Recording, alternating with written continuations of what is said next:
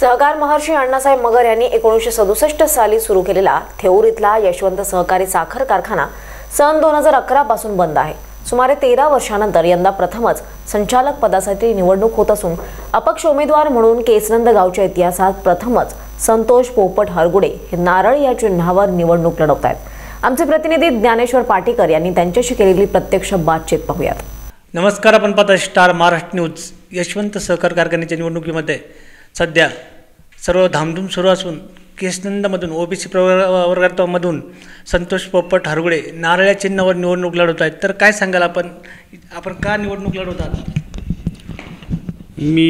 नमस्कार, मी संतोष पोपट हरगुडे, माजी उपसरपंच केसनंद। मी खरं पाहिलं तर यशवंत सहकारी साखर कारखाना निवडणूक नारळ या चिन्हावर लढवत आहे।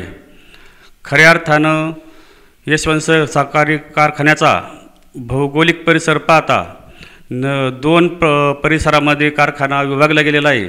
प्रामुख्यानं नदी पलीकडचा एक पट्टा आणि नदी अलीकडचा एक पट्टा असं दोन पट्ट्यामध्ये कारखान्याचा परिसर आहे आणि त्यामध्ये आत्तापर्यंत 1967 पासून कारखान्याची निर्मिती झाली आणि त्या निर्मितीमध्ये आत्तापर्यंत जे संचालक मंडळ निवडून गेलं त्यामध्ये कायम स्वरूपी आमच्या केसनंद असेल, वाघोली असेल, लोहगाव असेल, वडगाव शिंदे असेल, त्याचप्रमाणे आवळवाडी असेल, अशी अनेक गावं आणि त्यामध्ये आत्तापर्यंत एकाही संचालक मंडळामध्ये एकाही सभासदाला संधी मिळाली नाही।